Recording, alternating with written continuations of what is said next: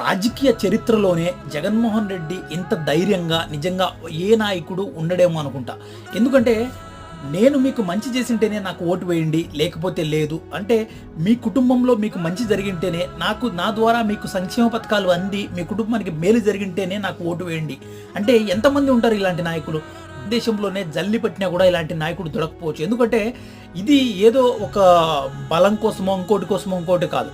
కానీ ఒక నాయకుడు డైరెక్ట్గా బయటకు వచ్చేసి ఇంత ధైర్యంగా నేను మీకు మంచి చేసింటేనే నాకు ఓటు వేయండి, అంటే నేను మీకు రోడ్లు వేసాను, అది చేశాను, ఇది చేశాను, సంక్షేమ పథకాలు ఇచ్చాను, నాకు వేయకపోతే మీరు ఓట్లు ఎలా వేస్తారు అంటూ తిరుగుతున్న నాయకులు ఉన్న ఈ తరుణంలో ఇలాంటి వ్యక్తి ఒక సామాన్యుడికి అర్థమయ్యే భాషలో నేను మీకు మంచి చేసింటేనే నాకు ఓటు వేయండి అని అడుగుతున్నాడంటే నిజంగా జగన్మోహన్ రెడ్డి 5 సంవత్సరాలు చేసిన పరిపాలన మీద ఆయనకు నమ్మకం ఉంది.